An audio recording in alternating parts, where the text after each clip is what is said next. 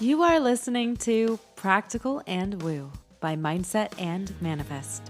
My name is Eden, and I invite you to embark on a journey with me to explore the practical and spiritual edges of the unknown for the purpose of allowing you to embody and empower yourself uniquely as you are and to intentionally create and live a life of freedom and fulfillment. Each week, I am going to discuss topics such as energetics, reality creation, manifestation, astrology, tarot, and more to help empower you to live beyond perceived limitations and to practically design your life so it feels like absolute magic every step of the way. Let's dive in. Well, hello, brilliant soul. There was a valley known not for its beauty, but for its ceaseless motion. Wind moved through it in long, deliberate breaths, bending tall grasses in waves that never fully stilled. Streams carved their way through dark stone, never pooling long enough to reflect anything clearly. Even the sky seemed to shift with unusual urgency, clouds gathering and dispersing as though unwilling to linger in simply one shape.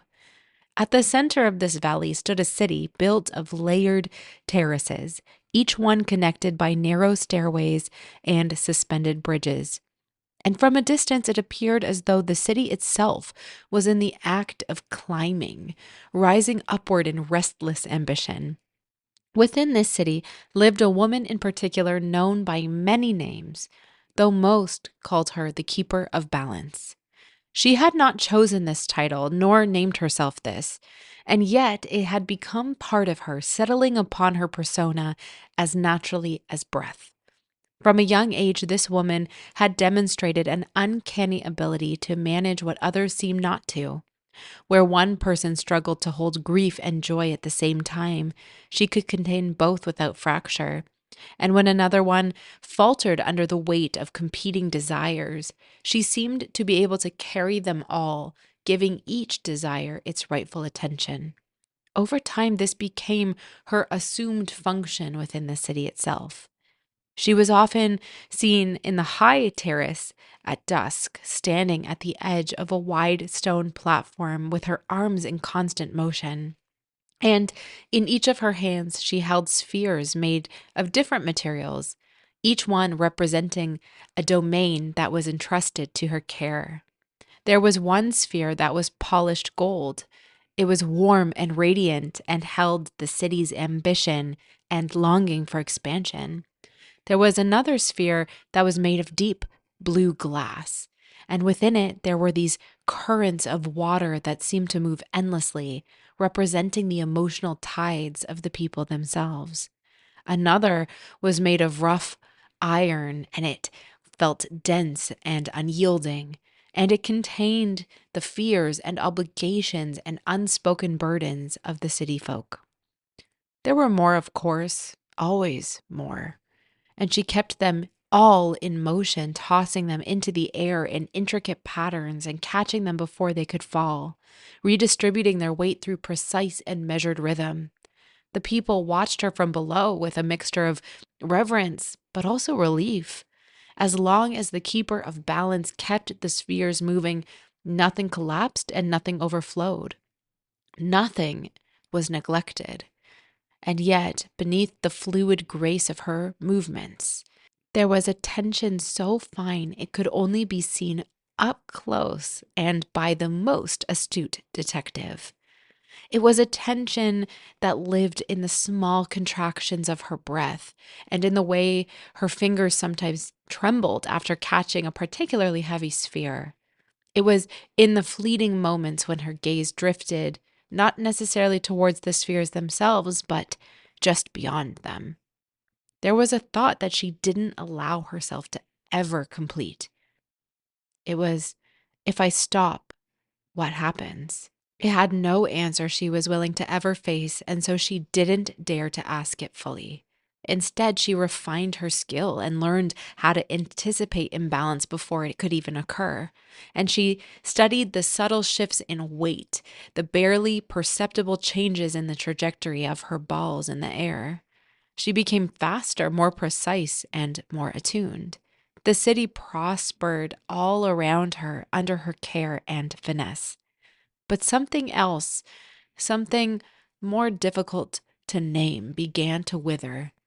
Beyond the terraces, beyond the ordered architecture of the city, there lay a ridge of blackened earth where the wind did not pass. It was a place that people rarely visited. There, the soil was dry and it even cracked in places. Though, if one was willing to appreciate the terrain more closely, there were veins of something faintly luminous running through the ground, as though life itself had been buried beneath the surface. It was in this place that a man who happened upon it one day began to dig. At first, no one paid him any attention. Day after day, he worked the same patch of ground, his movements unhurried, almost contemplative. He simply kept on. And when he encountered resistance, he didn't turn away. He leaned into it, adjusting his approach, learning the texture of the soil and the density of the stone that lay beneath. Word of him reached the city slowly, and eventually it reached the keeper. It left an impression on her that lingered at the edges of her awareness, like a question waiting for a resolute answer. It wasn't until one evening, when the wind had shifted and the spheres felt heavier than usual, that something within her changed. It was perceptibly small, but it was enough to cause her to lose focus. The iron sphere slipped, and even though she caught it quickly, restoring the pattern before anyone below could fully register the disruption, something had broken open within her. She dared ask, "If I stop, what happens?" This time she couldn't turn away from it. So that very night, after the city had become so very quiet, she left the terraces and walked towards the ridge. The air shifted as she crossed the threshold between the city in which she knew and the raw earth in which she was approaching. The wind, which was such a constant in the city, suddenly fell away, leaving a silence that felt almost physical in its presence. It pressed against her ears as though inviting her to listen to something beneath the noise she had always known. She found the man digging, and the ground had been broken open in a wide pattern around him, in an uneven circle. He was kneeling, his hands deep within the soil. He didn't look up when she approached. "You dig in a place where nothing grows," she said, her voice carrying the quiet authority of someone accustomed to being heard. He paused, without turning to meet her, but replied in a voice low and almost indistinguishable, "Nothing grows where nothing is given the chance." She studied him, noting the way his body moved without any kind of strain or sense of urgency. There wasn't any tension in him, and nothing being held together through effort. "You could spend a lifetime here and find nothing," she said. He nodded, as though this contemplation had already been considered. "Yes." "And yet you continue." "Yes." She felt a flicker of something she couldn't name. "What is it that you believe is beneath the surface?" she asked. He withdrew his hands from the earth, brushing the soil from his palms. "I don't begin with belief," he said. "I begin with the willingness to remain." The words settled into her being in a way that unsettled her. "To remain?" she repeated. He gestured to the ground. "When the earth resists, most turn away. They move to softer ground, to places that yield quickly, and they call this efficiency and wisdom. But what they're often avoiding is the place where something real might actually be waiting." She felt the weight of her spheres, even though she was no longer holding them. "I don't have the luxury of remaining," she said. "There are too many things that depend on my movement." He looked at her then, fully. "And how many of those things have you ever allowed to fall?" he asked. The question struck with more force than any accusation. "I don't allow things to fall," she replied. "Yes," he said quietly. "That's what I'm asking."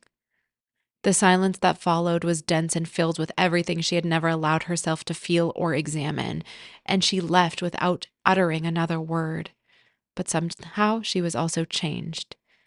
In the days that followed, the rhythm of her movements began to shift, and while the spheres continued to move with precision, their patterns as intricate as ever, something within her had been stirred. She could feel the strain of her role, and every single time she caught a sphere, she felt this implicit demand that lay beneath it. Hold this, maintain this, don't let that collapse. And beneath that, there was another voice. It became persistent.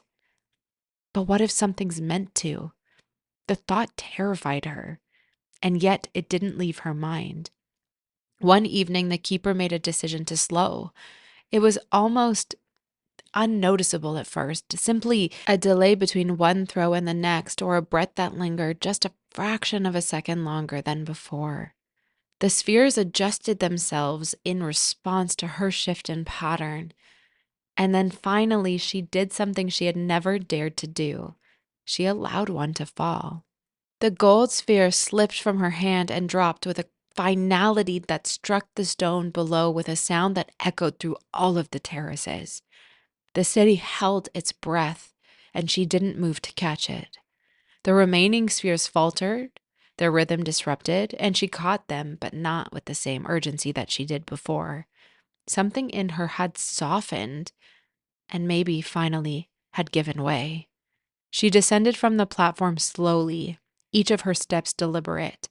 The gold sphere lay where it had fallen, and she knelt beside it, placing her hand against its surface. For the first time, she didn't have any kind of need to lift it up. There was a space that had opened within her that had been filled for so long with motion that she had forgotten what stillness felt like at all. It wasn't comfortable and it wasn't immediately peaceful, but it did feel raw and tender. The next morning, the keeper returned to the ridge, and the man was still there as he always was. She didn't speak to him immediately, and instead knelt beside him and placed her hands in the earth. The soil was resistant, as he had said it was, and it didn't yield easily. It did require this attention and presence and a willingness to meet it where it was. And she began to dig alongside him. Her movements were uncertain at first, and her body unaccustomed to this kind of engagement. There wasn't any kind of rhythm to manage or external pattern to maintain, just the ground and her willingness to remain with it. Time passed differently here. She didn't know how long they were working side by side, only that there was something within her beginning to somehow reorganize itself. Alongside her own becoming, the soil shifted, giving way to a layer that was neither earth nor stone, but something in between. It held a faint warmth, a subtle vibration that pulsed beneath her fingertips. She looked up at the man. He did not speak, and she continued. The layer broke open, revealing this vein of luminous material. She allowed herself to touch it, and in that moment, something felt like it aligned within her. All of this time, she had been holding everything above the surface, keeping it in motion, preventing collapse. She had believed that her role was to maintain the visible structures, to ensure that nothing fell out of place. But beneath all of it, there had always been something deeper, something that didn't require constant management, but simply presence. Something that couldn't be accessed through motion alone, but through the willingness to stop, to descend, and to engage with what resisted. When she returned to the city, the keeper chose not to resume her position on the high terrace. Instead, she walked through the streets, feeling this subtle shift in the air and within the people around her. And most importantly, the subtle shift that was happening within herself. There was still movement all around, but there was also a new kind of stillness that didn't demand or depend on everything being held together, at least not all the time. The spheres would move again, but not all at once and not without choice. As the valley continued its restless beating, there was for the first time a place within it that didn't move at all, a place where something deeper had been uncovered through the radical act of putting something down and remaining long enough to discover what had always been waiting beneath, all along. Until next time.